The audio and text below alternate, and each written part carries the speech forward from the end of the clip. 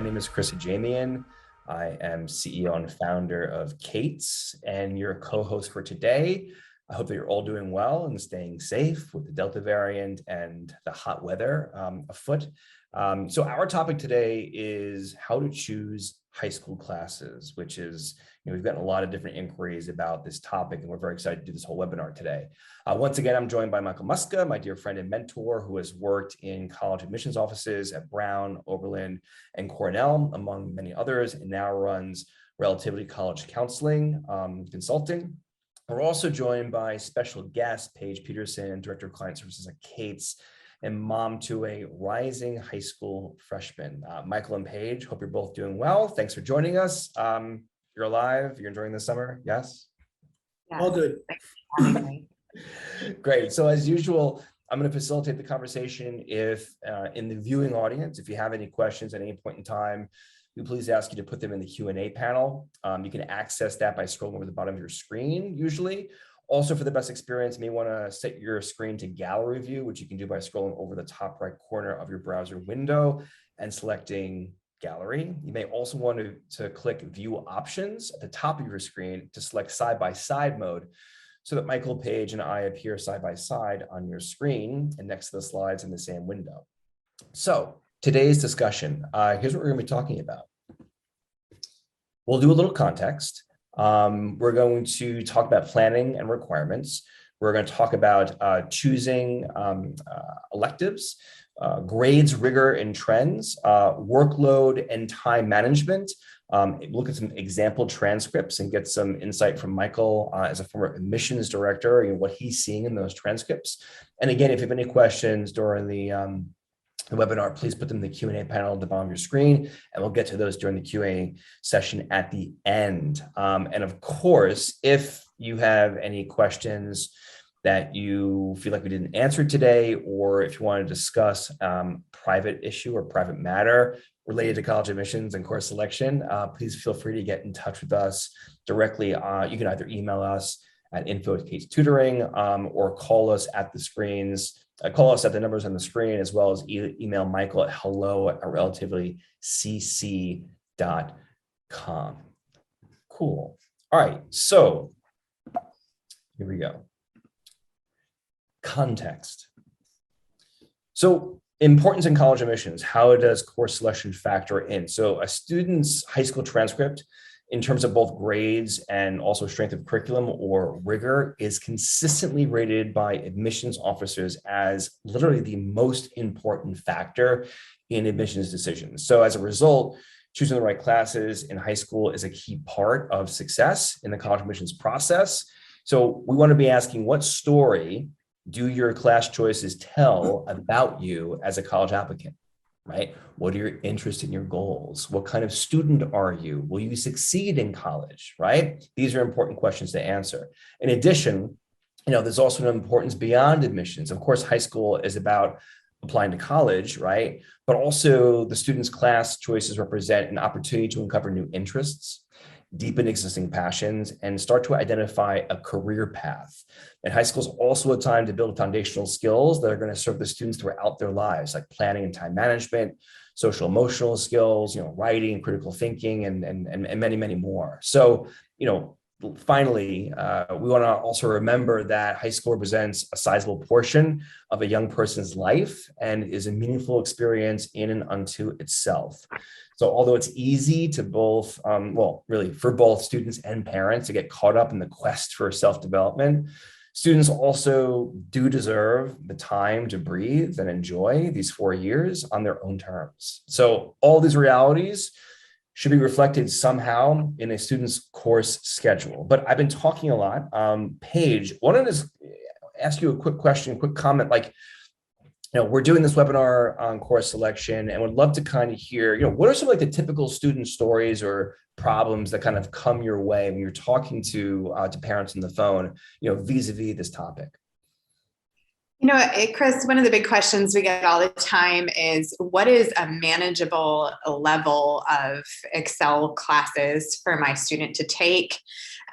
Finding that balance between extracurricular fun and courses that demonstrate their ability to really do well and shine in an academic sense, while also developing who they are as a person and a student, and, you know, down the road, a competitive applicant to the school of their choice. So those really are the top questions we get. How hard should these classes be? How many hard classes should they take? And what does their life outside of class look like? Right. Well, thanks for that. And Michael, you, whenever this topic comes up, I know one of the things that you always want to kind of point out right at the start is this idea of kind of like, high versus sort of soft course selection. You want to say a few things about that before we move on? Sure.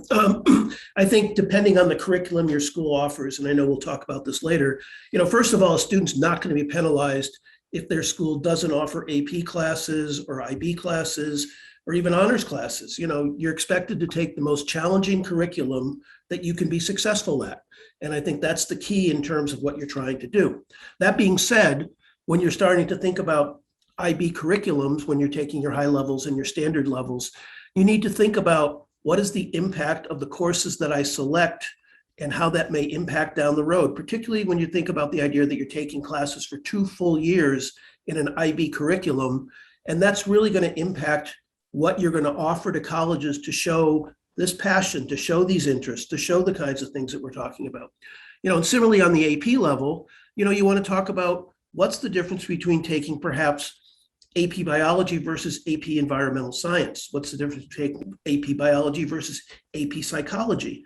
There's certain APs that are going to be seen in a much stronger light than others. And I think you want to think just like you do on the IB of taking the strongest courses to help you that way. You want to do the same thing with the APs as well. I think there's a real parallel between the two. Well, thank you both for those comments. We're certainly get more deeply into them in the next few minutes. But these are really important questions that it seems like a lot of people are asking, also maybe not even be aware to be asking as they kind of start this process. So thanks for kind of like setting the table for that. Also for people who are watching. And this is related, in our next webinar series, or actually our next 2 webinars, we're going to cover how to make the most of the high school experience. So in 2 weeks, we're going to dive into freshman and sophomore years. In 2 weeks after that, we're going to dive into junior and senior years, and we'll be primarily talking about everything beyond class selection. Okay, so discovering passions, selecting extracurriculars, building skills, forging relationships with recommenders, planning for the summers, and a whole lot more. So we'll send out those details in the coming weeks, but wanted to let you know that that's going to be coming your way. So today's discussion is really focused on course selection. Cool. All right. So next topic here. So planning and requirements. Before we sort of get into the slides, Paige, would love to kind of hear the origins of where this webinar kind of came from and your kind of comments on planning and requirements as like a question that parents are asking right now. Sure. So my daughter is a rising 9th grader. A lot of our families have rising 9th graders. And where that planning starts is typically spring semester of their 8th grade year. You have their teachers weighing in on what courses they feel they would be well equipped to take coming into high school, especially which classes make sense for them to take at the honors level. So these discussions start early on, sometimes even as early as 7th grade, but they're definitely on the table in middle school. And then you have that entire summer going into high school where you really are trying to flesh out the details and the fine points of your most optimal schedule. Perfect. Thanks. So with that, we'll jump in now. So this idea of kind of getting started. So when do I have to select my classes? So like Paige just said, registration typically begins several months in advance. So for instance, many schools require students to register for their fall classes by like April, if not earlier. It's often possible to switch these classes during the summer or once school starts, however, but it can be a bit of a pain. So once you start planning your course schedule, well, regardless of the deadlines, like Paige just said, it's never too early to actually start your planning, or at least your research. Like ideally, the conversation around choosing courses for all 4 years of high school, that should probably start in 7th or 8th grade. So starting early gives the students and the families time to think carefully about what they're interested in, what they want to explore further, their preliminary goals for college and career. And advanced planning also gives students more flexibility when it comes to incorporating high school and college requirements and also prerequisites.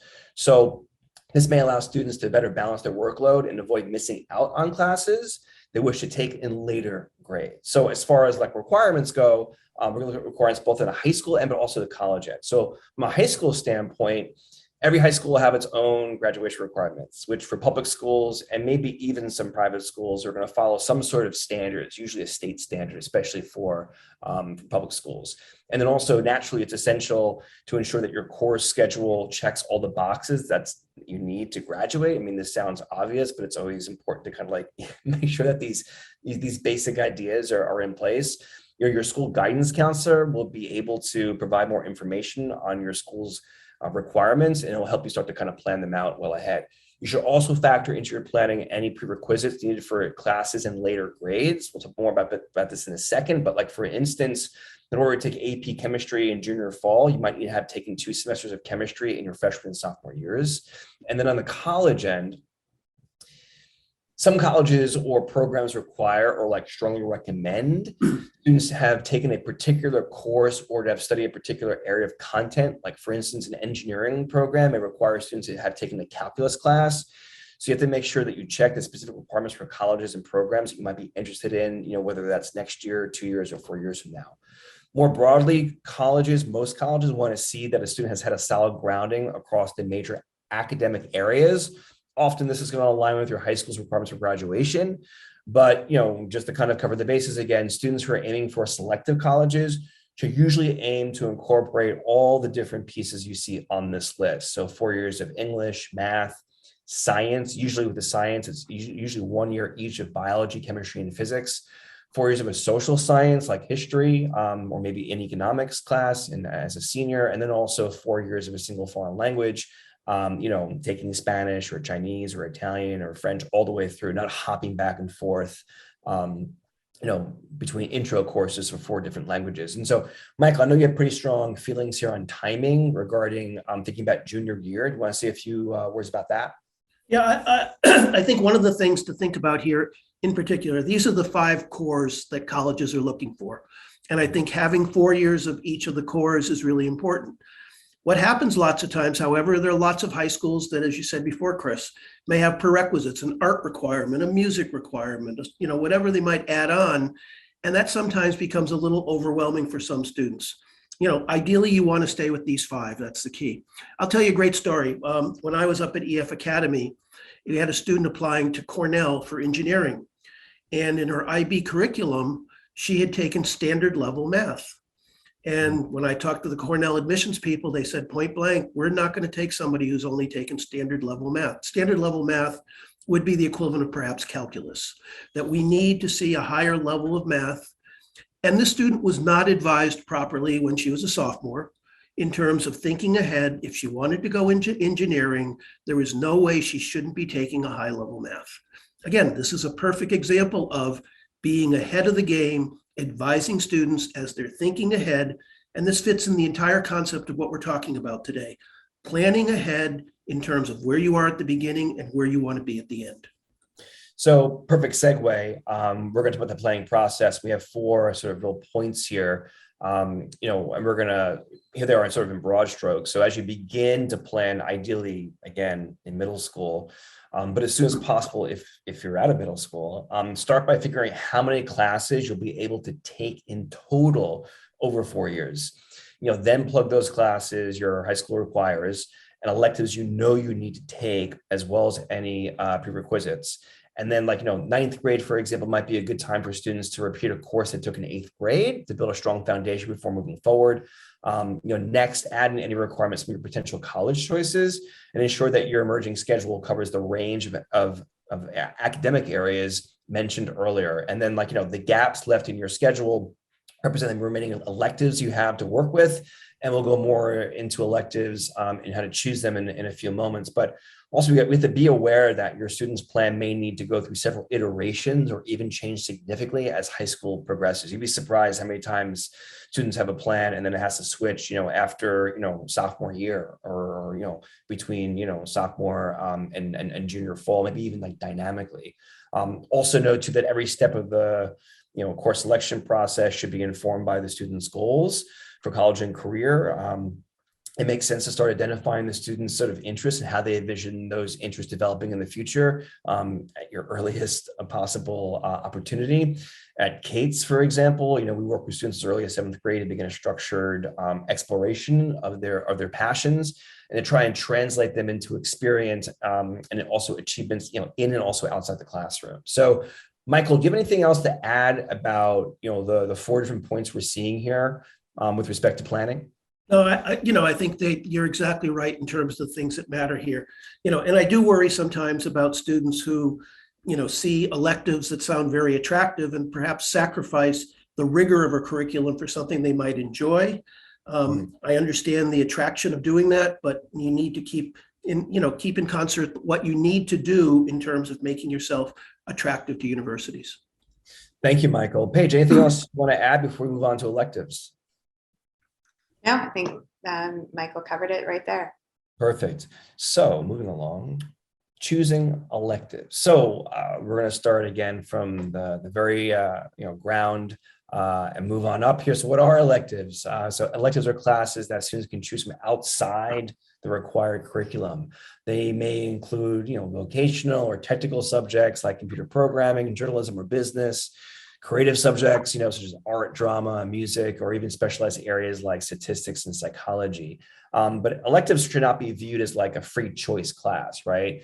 Although there are great opportunities to sort of deepen passions and explore new interests, are also crucial in preparing students for success in college and building a coherent college application narrative. So a good deal of thought should be put into your selection of your electives. And then when you're choosing your electives, some of the elective spots in the student's course schedule may be used to fulfill requisites or to meet what's called distribution guidelines we mentioned earlier. And you can think about the rest as fulfilling one of 2 objectives. So number 1, alignment with the student's main academic interests or college and career goals, or 2, exploring new topics that the students is kind of curious to learn about. So like from an alignment standpoint, from an academic perspective on that, students' choice of electives is important to college admissions committees because it can demonstrate their genuine interest in a field and show their readiness for college level work in a particular discipline. So for instance, if a student is or was applying to a school known for its specialization in the sciences,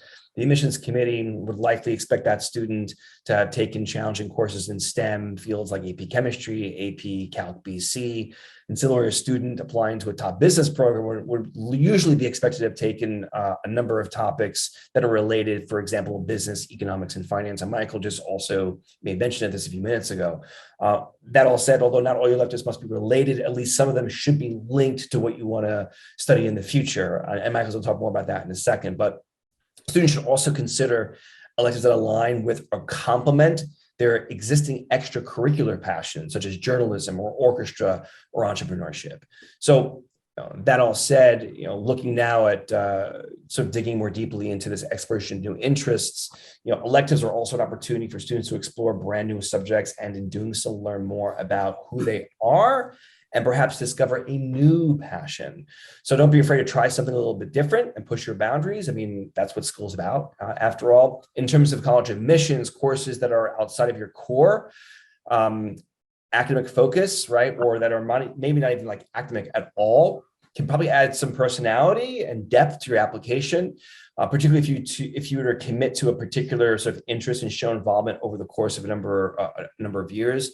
In some cases, you can tie seemingly non-related electives back to your main focus. Like, for example, if your main academic focus is in history and politics, but you're curious about statistics, right? And there's an elective for that, you might use your final project in the stats class to conduct an analysis of voting patterns in the 1920 election, or maybe even the 2020 election.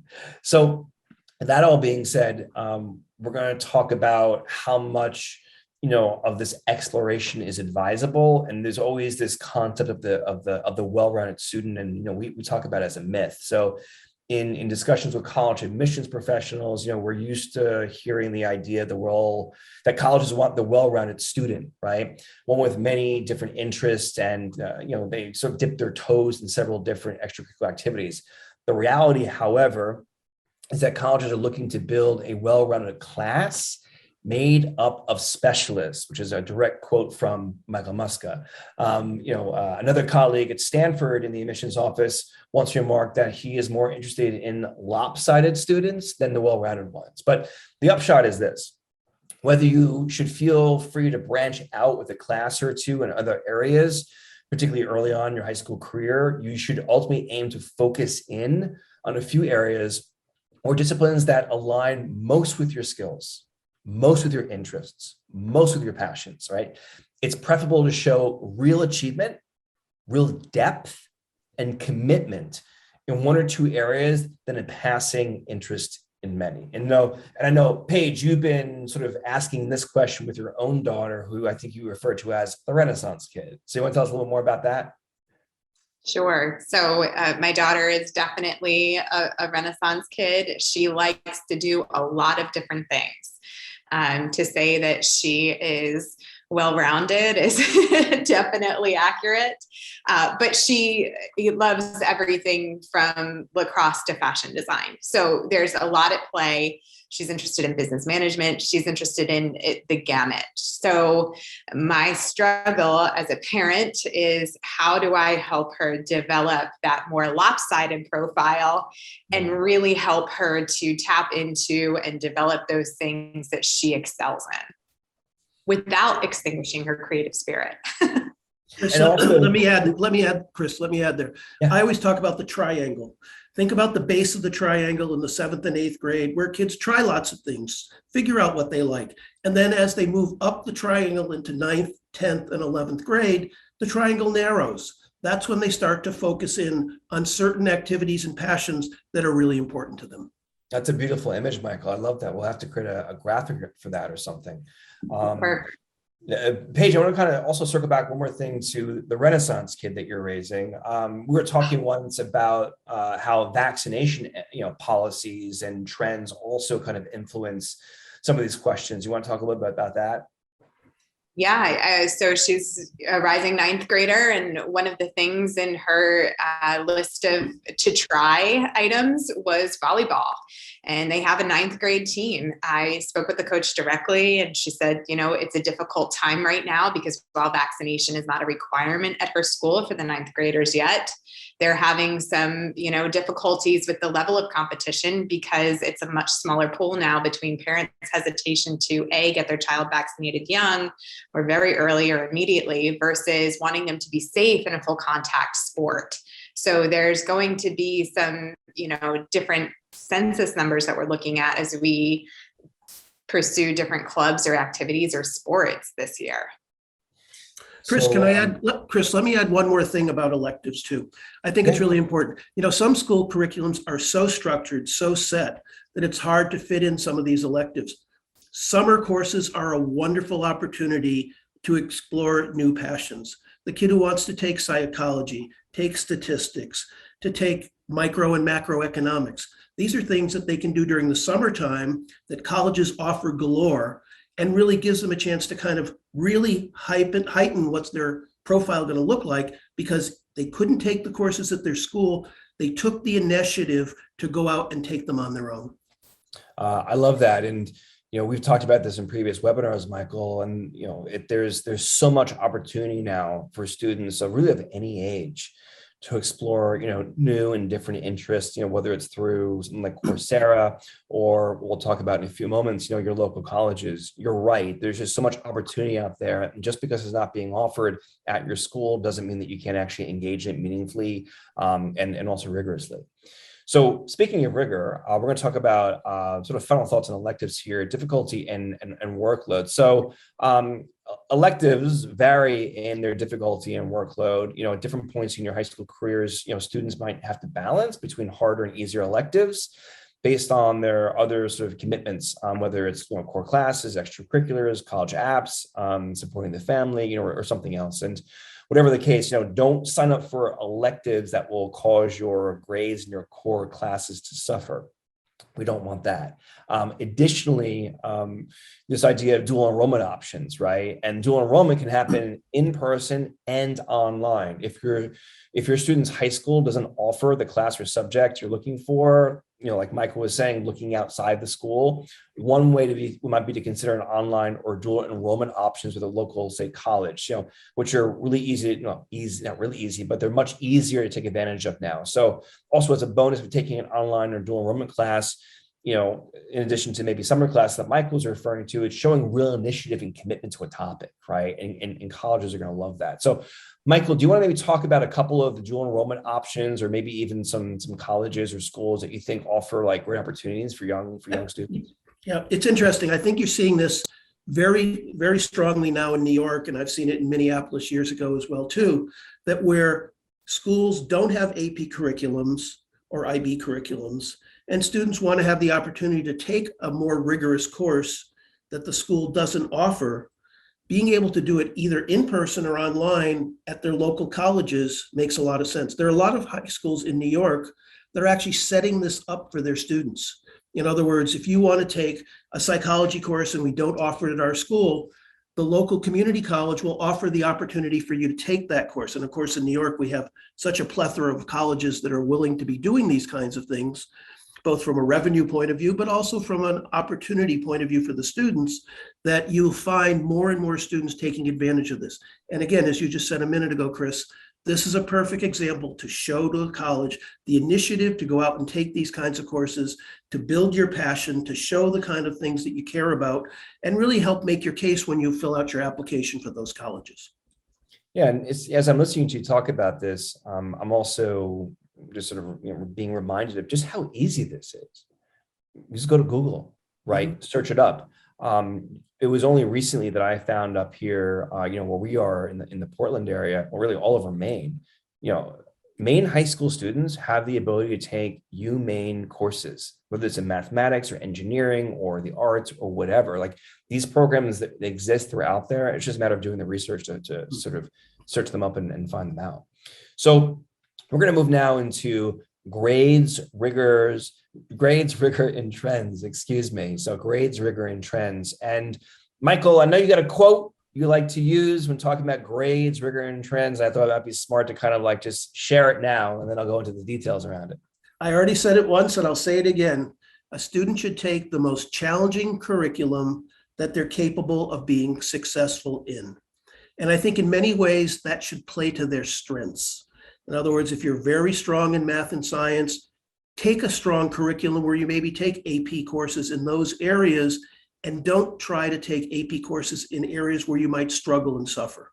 Play to your strengths, but take a curriculum that you're capable of being successful in. So we're going to look at this in terms of grades and rigor first, two of the most important pieces. So when we're talking about grades, in terms of grades, colleges expect to see a high level or an improving degree of student sort of high school grade success as they're as they move from 9 to 10, 11th, and 12th. And so when assessing student grades, admissions officers will often think about the trend they are seeing. So if a student maintains excellent grades throughout high school, that is of course highly impressive. However, colleges also look favorably on students who demonstrate an upward trajectory in their grades. For example, if a student has a rough freshman year, but pulls it together and shows a sustained trend of grade improvement, colleges will take notice. They'll be less impressed by a student who starts off strong, but then appears to sort of rest on their laurels and lets their grades stagnate. So that's grades. In terms of rigor now, so, grades are not the whole story when it comes to assessing a transcript. There's a few other pieces to it, and in its rigor.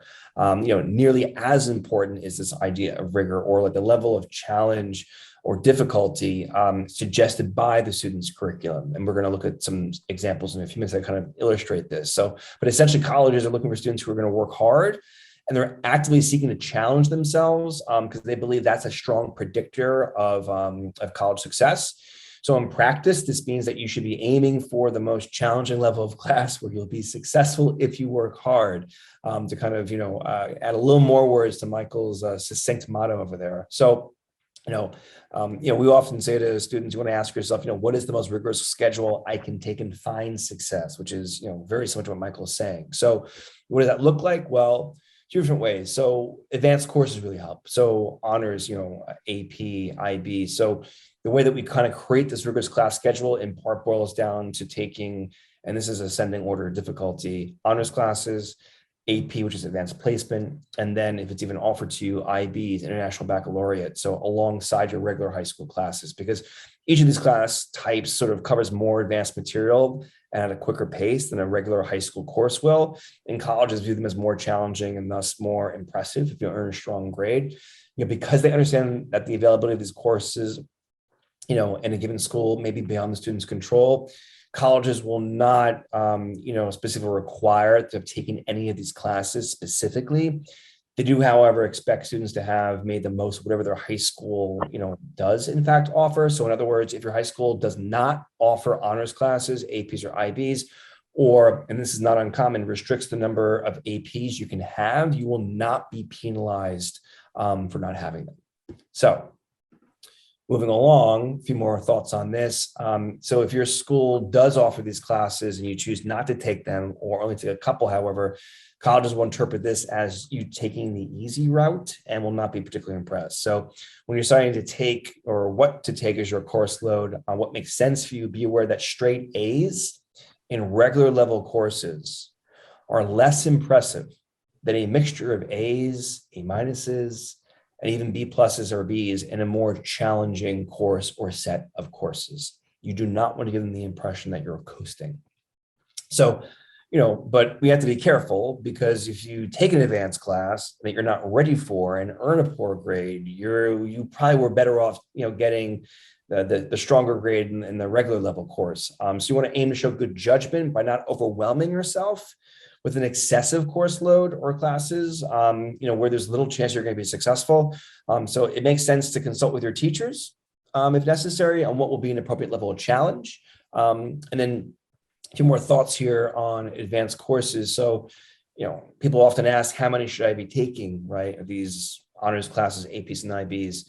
So in short, as many as they can, right, or as you can, while maintaining strong grades and the ability to meaningfully participate in extracurricular activities and not be miserable. So for some students, that might be 1 AP per semester. For others, it might be 5. It's all about finding the right balance that works for the individual student. So in terms of balance, so beyond sort of regular versus advanced distinction, you should also consider the relative challenge of different disciplines in your course choices. So for instance, imagine a humanities-oriented student who loads up on history and literature courses, but takes no math or science beyond the high school's requirements. The admissions committee might believe this is a student who's sort of avoiding the subject, and they're avoiding the subject, and they could be finding more challenging, and that might be looking less favorably on their application. So again, ask yourself, am I seeking challenge or am I avoiding it, right? And in terms of trend, as with your grades, you'll also want to demonstrate an improving trend with the rigor of your course schedule. You should plan to ramp up your course load and difficulty each year, and you likely want to work hardest in your junior and senior years. I have a note here on what we call senioritis. We have a quote here from sort of the Yale admissions office, because senioritis, it can and will tank your college application. Don't let it. So if you wish to make your application amongst the most competitive, this is per Yale, you must take a challenging senior program and continue to excel in it. Senior year is not the time to take a light course load. Most colleges request your senior year course schedule, and they certainly look at your grades. Some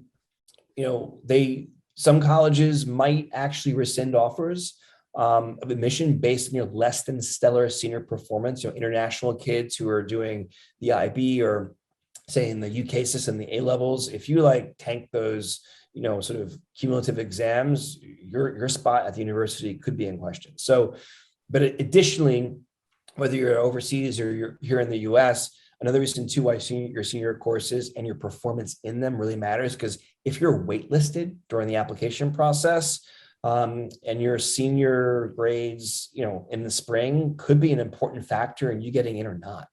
So, Michael, before we move on, anything else you want to say? Any sort of holes to plug or gaps to fill here?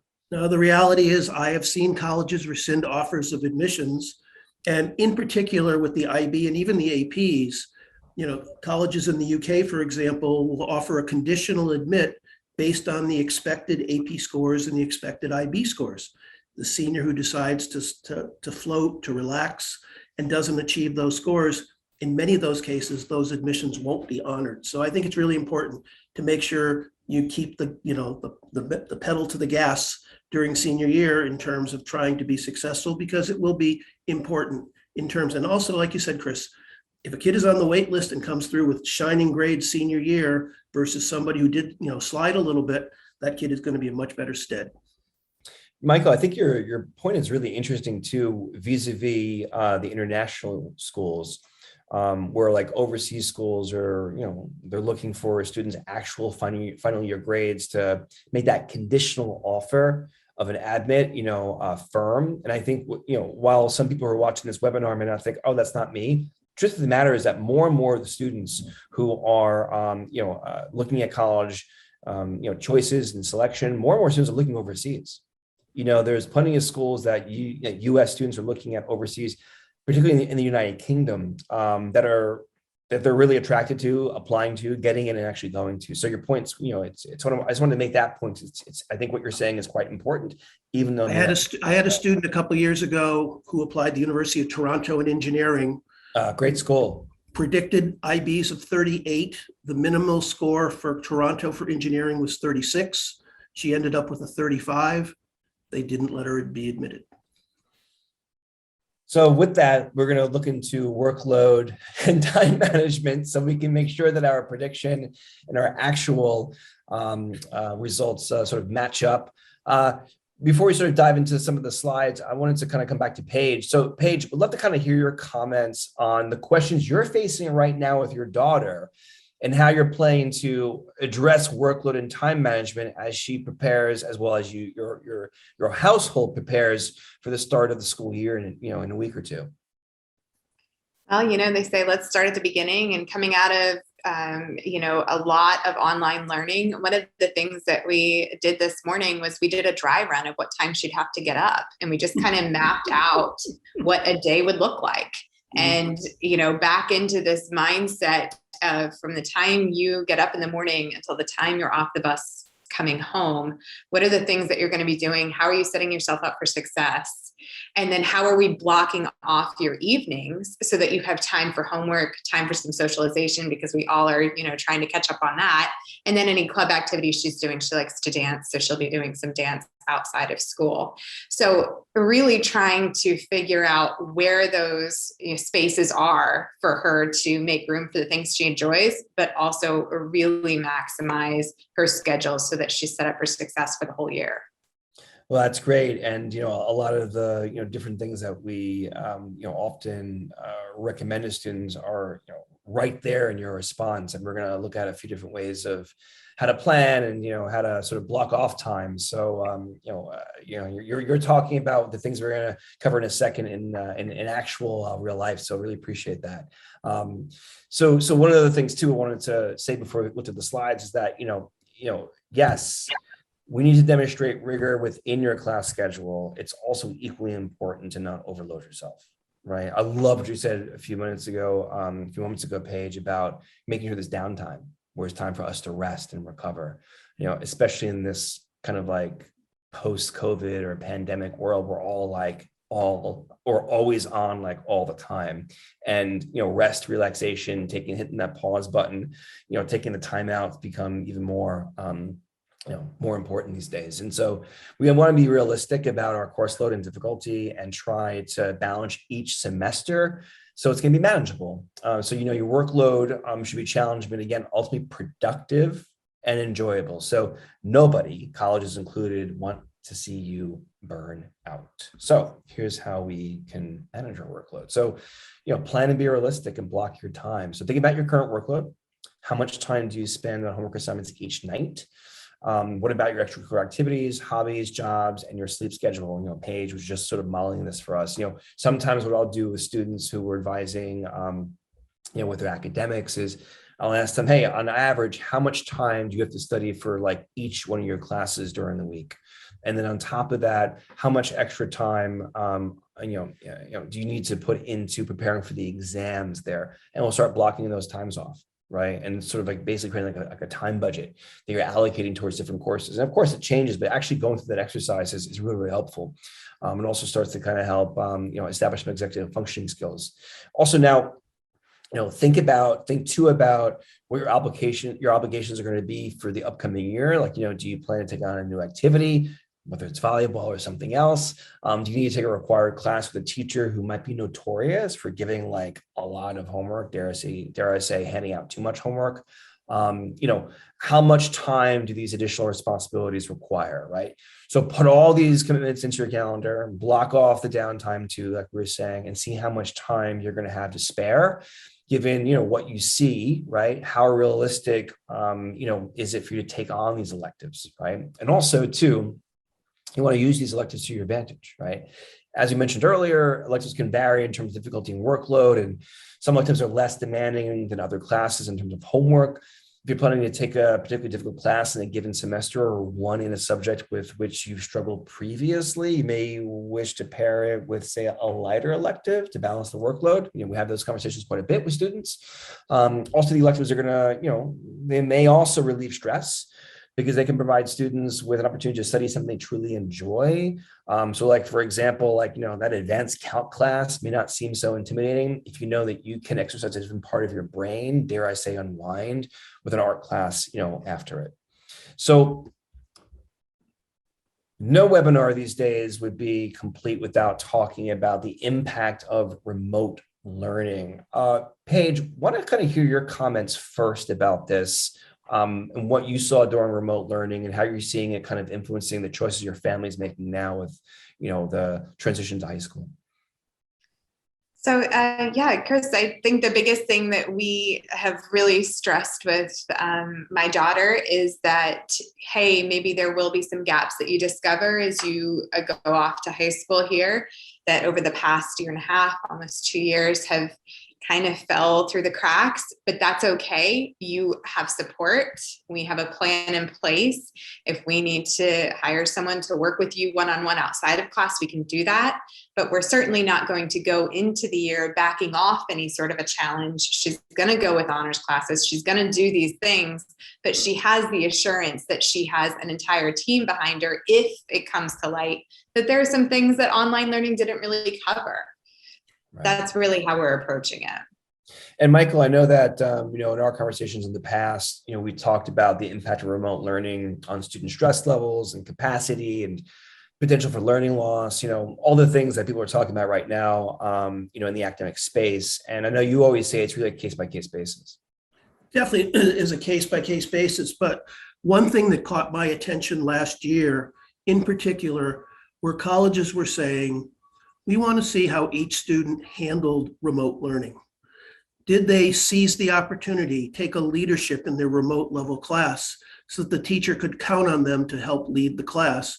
Or were they someone who sat back and felt sorry for themselves because they couldn't be in school?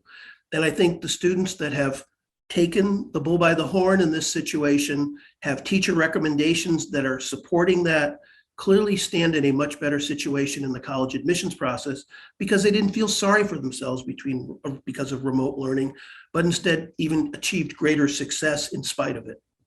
Yeah, this is really interesting because as this week, most students I know who are in college are going back to college. And with the Delta variant, kind of rearing its ugly head, and it's sort of really influencing, kind of reopening plans. I've been in touch with a few people in higher education, and your comment is really interesting because some of the feedback that I've gotten from some people at some pretty highly placed universities is that, look, we admitted a class that was resilient, right? And so we have people who are doing in-person learning, they're masking up, we have all the protocols in place. We have our special, the app that the school is using to, kind of help manage health and safety protocols. But, to your point, it's like they're admitting students who they know can succeed in a compromised situation. And I think it's really interesting, and to kind of sort of touch on what Paige was saying a few moments ago, this idea of having a plan in place, right? and having a plan in place that might go in multiple different directions. Because I know in our school system right now, where we are, we're going back to full-time learning, but the superintendent has backup plan A, B, C in the event X, Y, Z happens. So we want to have that on the family level too, and also it may depend on grade level. Michael, you and I are talking about how the decisions that you make and the impact of remote learning may actually depend on the actual grade level. It seems to you at least, that actually maybe to both of us, that high school students were able to handle this a lot better than the elementary school students. Anything more to say on that, Michael? Yeah, and no question about that. And some high schools handled it better than other high schools. True. I think, the reality is hopefully students were in a good situation, or, were able to seek out that support that they may not have been getting from their school so that they could continue to enhance and move forward. So we've been talking a lot about, how the transcript looks. And what we're going to do now is we're going to sort of illustrate how these ideas can play out in practice. And so we're going to show you some redacted examples of, real transcripts from real students. And, lo and behold, as a former admissions officer, Michael, it's amazing to have you, on this webinar. And we were really interested to kind of know what impressions, you're getting from what you're seeing in these transcripts, especially vis-a-vis what we've been talking about for the last, few minutes. So I'm just going to switch over to share. And I'll give everybody a little context on who we're looking at here. So this is a transcript for a science and engineering student. I won't say where this person was accepted just yet. I'll save that for the wrap on this transcript review. But I think it's interesting. What's interesting about this transcript, Michael, and if you want me to zoom in, I'm happy to. It kind of shows what kind of classes, specifically math and science, appear on a transcript to a top engineering school. So, Michael, what are you seeing? What are the impressions that you're getting from this? I think the first thing that catches my eye is the Advanced Individual Research Seminar, and the fact that the student stayed with this all the way through their high school career. That's a message to a college in terms of stick-to-itiveness, that Right. they took something on and they continued with it. There are many schools where students take these programs and don't stay with it, and I think that's a great example. The high level you start to see in the honors levels in math and in biology, in chemistry, taking AB calculus as a junior. We don't have the senior classes here, but I certainly would surmise they probably took BC calculus as a senior. They probably took another higher advanced level science as a senior. The fact that they were in the AP level and honors levels in Spanish all the way through. This is a kid that I would have no qualms about accepting it at whatever university I was at. And I think this was also interesting too about this particular transcript. You just pointed it out. This is an engineering student, through and through, for all the reasons you said. And this student's also taking, Spanish at an incredibly high level, right? So a really good example of a student who's, pursuing a rigorous, and challenging curriculum all across their transcript and their course selection.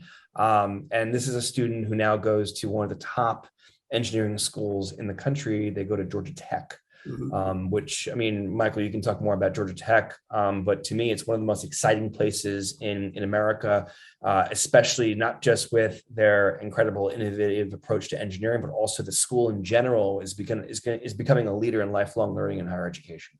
No question. It's interesting. One thing that always catches my eye is when families are thinking about where they want to send their children for particular majors, and they start talking about engineering. And the only Ivy League school ranked in the top 10 in the country in engineering is Cornell. And so if you really want engineering, you should be looking at a Georgia Tech. You should be looking at a Purdue. You should be looking at an Illinois. Those are the kinds of schools. And this student looked at some of those schools and was fortunate enough to end up at possibly the best, I think, in many ways, engineering school in the country at Georgia Tech. Right. So it's not necessarily about like university or college brand name, but also it's really more about the fit of the actual program and what that school does well. So, all right. So Michael, we're going to move now over to transcript 2. This is transcript 2. We're looking at freshman, sophomore, and junior year grades. This is a transcript for a student who is building a business school profile. And what I like about this transcript is that it certainly demonstrates what class selection, with a top Ivy League school in mind, could look like. Michael, what are your impressions of this transcript? It's interesting, Chris, and of course, I know this student. And what's interesting to me in some ways is the one thing that impresses me right off the bat is the Chinese. The Chinese 3, 4, and 5, and I'm assuming something at even AP higher level during the 12th grade, says something in terms of a commitment to something outside the business world. But it's not outside the business world. It's the fact that this student is someone who could think about how he could use his Chinese to be a part of his skills in the business world. And at the school that I know he ended up attending, that's an incredible attraction in some of their programs there at that school for the student that has this world view of business. It goes beyond just what we're doing here in the United States. The only red flag I would see in here is during junior year, he was only up to pre-calculus honors in math. And I know that he made up for that into the 12th grade, but that would be something that could catch the attention of someone in admissions if they didn't turn around and do something in the 12th grade. So what's interesting too about this student and the student who's building a business profile is that, it's not always easy. And frankly, it's rarely easy to build a course selection strategy that really supports an interest in business. Sure, there's AP, macro, microeconomics, and some schools have like a financial literacy class. This one did, right? And the student took it in ninth grade. But without getting into the student's whole kind of backstory and looking at the student's resume, this is a great example of a student who pursued the interest in business during the summers, right? Outside of the context of his school because it wasn't available to him and it was a passion. Do I recall correctly, he also stepped up in math during the summer between junior and senior year? He actually stepped up in math earlier in his high school career to get him on this track. Okay. And then part of the reason why pre-calc honors was what the student took during his junior years, because it was the most rigorous math class available to him, unless he was like a super crazy math genius. Got it. Well, but I'm guessing probably senior year, he may have made a jump into AP. AP BC Calc is what the student. Yeah. So then all of a sudden he's made up for it. Yeah. And this is a student who indeed was admitted and went to the Wharton School of Business. So that all said, transcript 3. Okay. So transcript 3. So this is a transcript for another business student who wanted to go to the Wharton School. And this is a transcript for a student who is pretty promising, right? But there are some reasons why the top Ivy League school was not as interested in this student as it was in the previous student. And it's less due to course selection, but probably more due to performance, even though the student was ranked, in the top 10%, number 5 in their class. So Michael, what are you seeing in here? I think the grades that catch my attention right away are the 10th grade grades, where I'm seeing a lot of 80s during the 10th grade in particular. And that really would be a red flag to me in that respect. They move into the 11th grade, the English stays at that level. The AP government course drops down into the 80s. I think that, compared to the previous transcript of the student who did get into Wharton, there are some things here that kind of catch your attention in terms of the grades, in terms of what was going on. I guess also the context is, yes, perhaps they rank 5th in a class of 69, but how much do we know about that school? Is this a school where kids that would be 5th in the class normally would get into a program like Wharton at Penn? My guess is probably not, and so I think in that respect, that's another thing that they have to go above and beyond that in that respect to really catch the eye of the competitiveness of a place like Wharton. And it's interesting too, because, looking at rank number 5 in the class of 69, but the GPA is a 91. Yep. Right. So to your point, what's this, what's the school context? Also, look at the outstanding activities and honors and awards. I mean, this is amazing stuff. Mm-hmm. Headmaster's list, honor roll, national honor, all these things. And yet, despite all of it, right, possibly because of the school context and certainly because of the performance, this was a student who was not admitted to, their top choice school. Interestingly enough, this student was an incredible candidate. I know we're sort of looking, juxtaposing this transcript, but this student was admitted to NYU Stern, which is like number 4 or 5 in the country, was admitted to Babson, right? So I think in those cases, it was because of the holistic review. The grades are good, right? Mm-hmm. They're not terrible. The grades are good. Mm-hmm. The student did do a lot of stuff to demonstrate their passion for business, as well as impact on the community in their extracurriculars, and wound up having fantastic choices. The student wound up going to George Washington because they wanted to get away from New York, and GW's got a really good business school. But just a really nice example of how, it's about not just, the rigor of the class, but also the grades that we get. So moving now over to transcript 4. So Michael, this is an interesting transcript. And again, we got 9, 10, 11, and then we have, I can speak to what the 12th grade classes were. They're on the bottom. Yeah. Right. But actually, it looks like these are the current courses in progress. They're on the bottom, the 12th grade classes. Yeah. I mean, again, the humanities student, who went to school in the South, but this student was first gen Latinx. Mm-hmm. I thought it was interesting how this transcript kind of shows how your performance in classes may influence the kinds of majors a college may consider you a strong fit for, and therefore inform your strategy to apply to, say, the arts and sciences school as an English student compared to the business college as a marketing student. So, Michael, what are you seeing in this?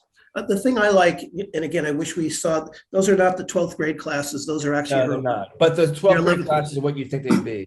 Yeah, it would be important to see what she took in the 12th grade. But what I like is where I see the progression from 1 AP in the 10th grade to 3 APs in the 11th grade. I'm guessing she probably took three more probably in the 12th grade.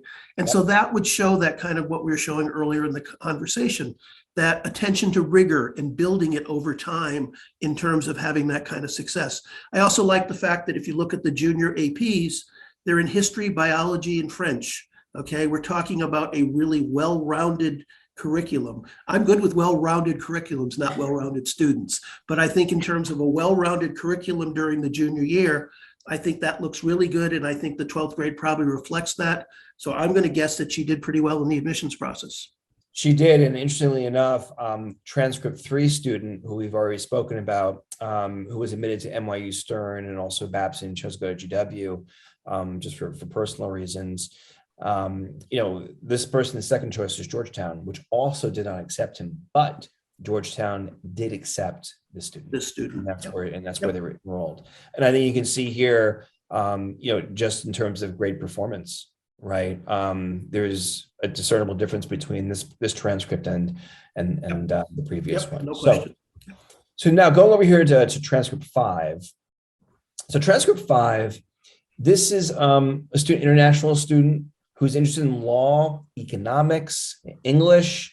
They're currently in school. They're probably on, track to study at a place like a Brown or a Vassar or a Wesleyan or a Swarthmore. And I thought that what's interesting too about this transcript, kind of like the previous one, is that, again, the classes probably influence the kinds of majors the student may consider a strong fit and therefore inform their application strategy. Anything here, Michael, that you want to point out? Again, as we kind of highlighted in the last transcript, look at those 11th grade courses. And again, the breadth of taking an AP in Chinese language literature and an AP bio and an AP calculus AB and in US government and politics and comparative government. What's interesting is if you can sneak a peek to the upper right-hand corner, you get to see the scores that she got in these APs as well, too. If I'm in a college admissions person and I see 6 scores, 4 of them are 5s and 2 of them are 4s, coming into me without even senior courses and senior grades, this is a kid who's going to be very appealing to me, no question. Beautiful. And then similar over here, so in transcript 6, another international student, bit of a different story. So here, this is a student who hails from Africa. They were in an IB program. What's interesting about this transcript is that it kind of shows how we have to be kind of like strategic with early decision and early action, and also the need to provide context. for grades in the, for the transcript through the essays, as well as through council recommendations, as well as a mix of those two taxes to help people really understand what was really going on behind the scenes here. So Michael, here are the freshman year grades, okay? And then, here are the 10th and 11th grade grades. And you can, because it's an IB school, the 12th grade 12 courses are pretty much the same as the, grade 11 courses. Yeah, so if you look at the 11th grade courses in particular, which are her three HLs, are in English, French, and visual arts. So you can kind of certainly get a sense of the direction where she was heading academically in terms of that. The fear that catches your attention, however, is the B's and C's in her predicted IB scores in that 11th grade, which certainly would raise concerns from a college point of view in terms of that rigor, that level of success, even though a good example, we tell a student to take a rigorous curriculum. She didn't do that well in a rigorous curriculum, and that could be a concern to some higher level colleges. The plus of it, though, as I recall the student, is she did lots of really cool things. And Amazing.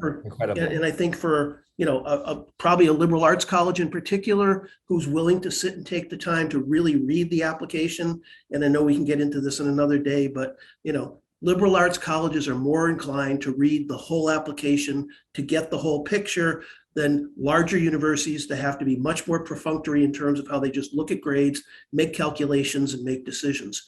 Now, I would guess this student got into a pretty good liberal arts college that probably said, despite these lower grades, is someone that we're more than willing to take a risk on.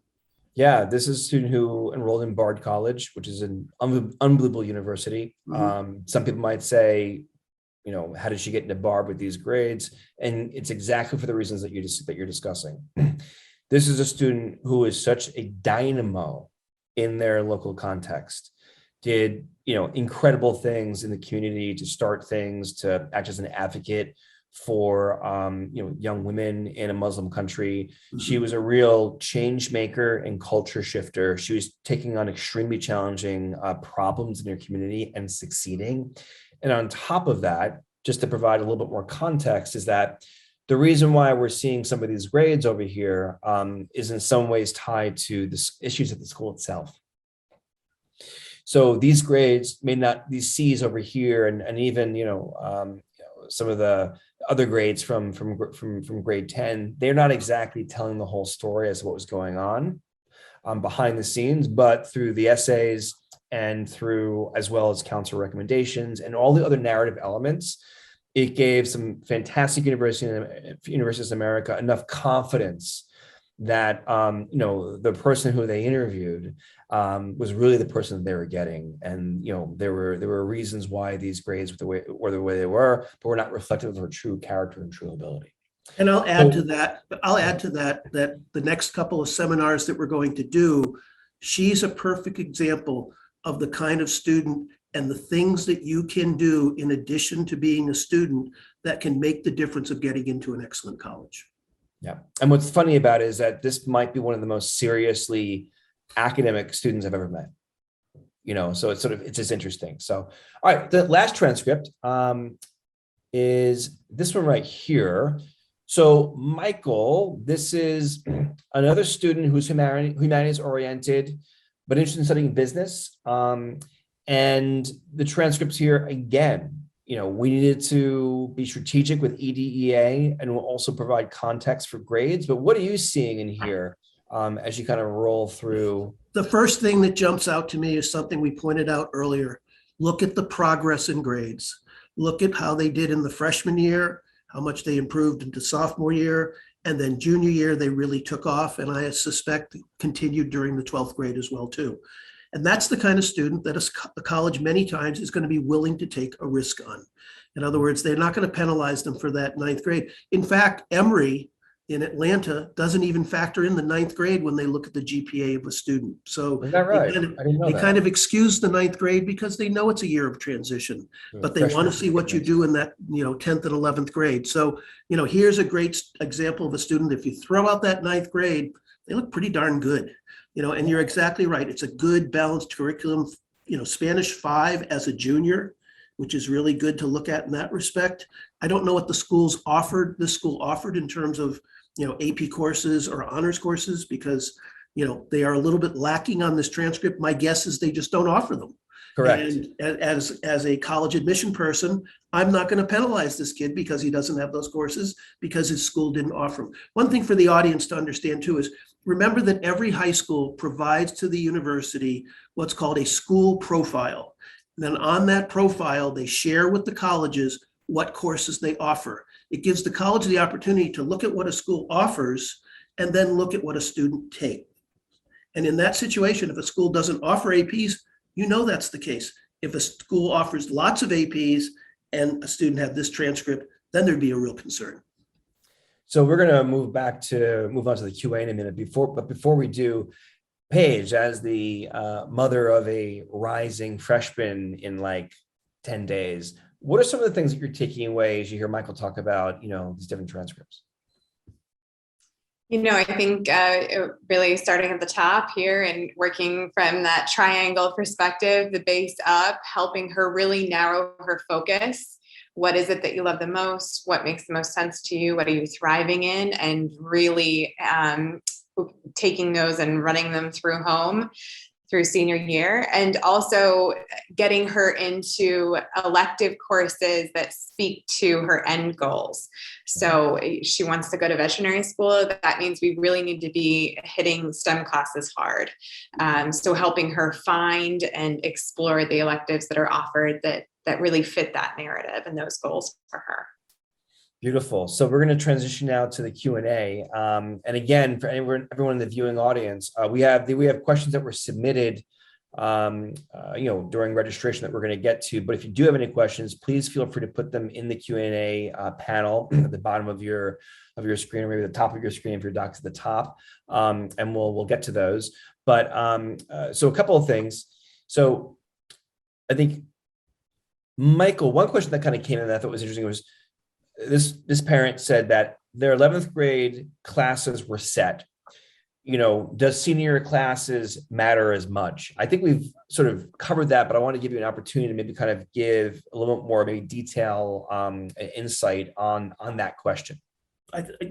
Chris, you had a quote from a Yale person that completely spoke to this issue in terms of that any student that starts to let up during the 12th grade, whether it's in the quality of the courses that they're taking or the success they're having in those courses, is clearly going to be at a disadvantage. And remember that even in the early process, most colleges will ask for at least a first quarter's worth of grades to see how a student had started the year, which means they'll see the transcript, they'll see the courses, and they'll see how the student is starting out. And you want to make sure that you start off well. Totally. And, for everyone who's watching the recording of this, you can just back up to, about 20 minutes or so, and you'll see that quote from the Yale admissions person. Michael, what is the lowest level of math in senior year that is still Ivy League admissible? Pre-calc, calc? I think some of it may factor into what major you're possibly going into. Someone who might be going to the fine arts, it might not be as big a factor, but I think it would be a rarity that an Ivy League school, I was at 2 of them, would take a student that didn't have at least calculus. I think, there are schools at a lesser level that have issues with students who have only had pre-calculus, never mind the Ivy League. So I think a student has to strive. It doesn't have to be an AP calculus course, but I think a student has to strive to be in a calculus course. And one thing that I will say, a kiss of death, that I've seen college counselors say is, oh, you've had pre-calculus, go ahead and take AP stats senior year and not take calculus. That is the worst advice a college counselor could give to a student. And why is that? Because AP statistics is not the same thing as taking calculus. Colleges want to see calculus. So there's a question here in the Q&A that also, I think in some ways connects with the next question I was going to ask that was submitted.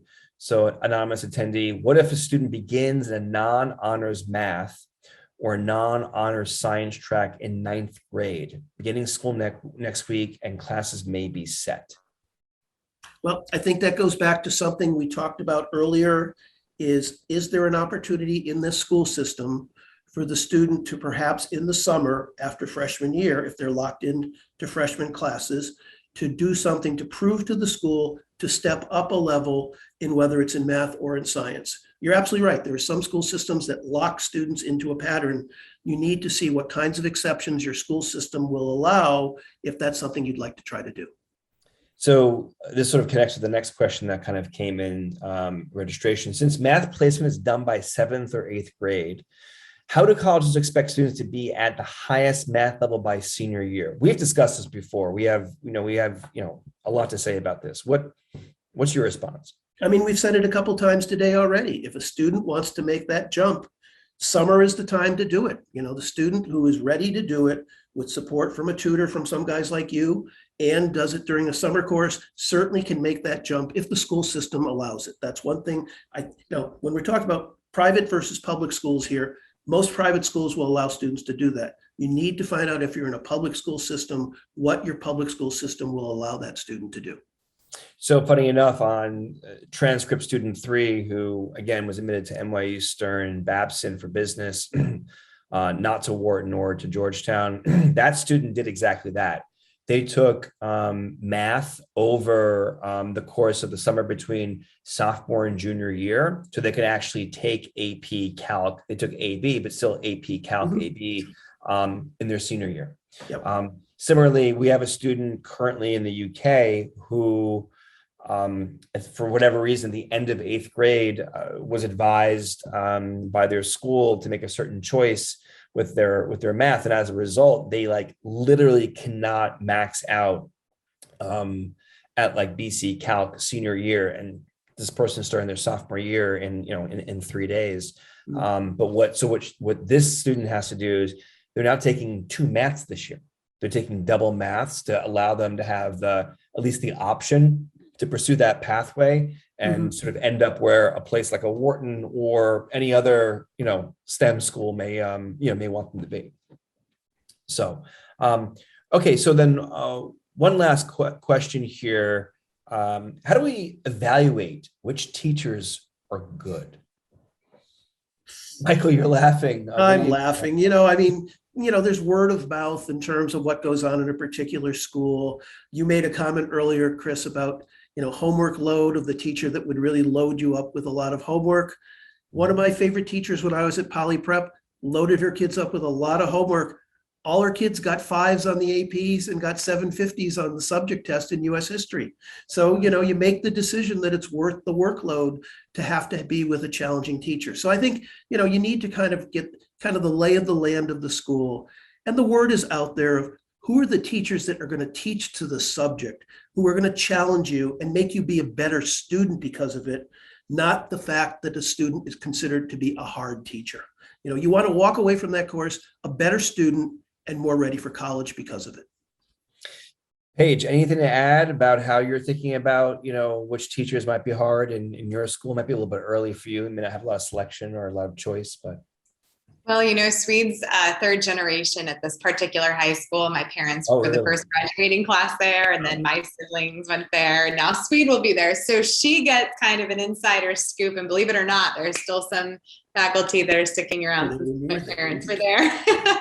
So she really does get a bit of an insider's edge, but exactly like Michael said, you want to be a better person, and those that are notorious for loading their students, the students who are up for the challenge come out better for it, and they're masters of the subject. Well, those are all the questions that we have in the Q&A, and there's no more left in the in the live panel. So just for next steps, you're welcome to book a 2-hour high school strategy session.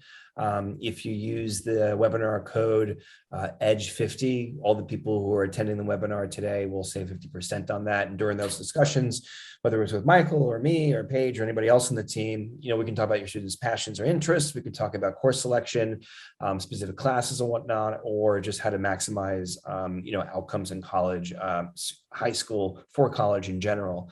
And then, just, finally, thank you for attending. It's been a pleasure. It's fun having 3 people. Paige, thank you so much for being a special guest. Michael, always great to do these sessions with you. And again, if you have any more questions, you can contact us at, the details below. But Michael, any sort of final thoughts to kind of help us wrap up? First of all, Paige, good luck with your daughter. Welcome to the world of high school. Okay. And Chris, you're getting close to that as well as a parent too. So hang in there, both of you. Use our pearls of wisdom from today to help you through this process, as well as everybody else in the audience to do the same. Well, perfect. I mean, Paige, any final thoughts? Any of the, pearls of wisdom as someone who's literally at the precipice of all this? Just a huge thank you to both of you for making this a much easier process and really giving me the peace of mind that we're going to get through this to the other side. Good. All right. Well, with that, we'll say thank you. Stay safe. Enjoy the last few days of summer, if you have summer left to enjoy. Otherwise, we'll be back in touch again with some more webinars coming up in the next few weeks. Have fun. Have a great night. Thanks again. Many thanks to Paige and Mike. Yeah. Bye-bye. Thank you. Good night.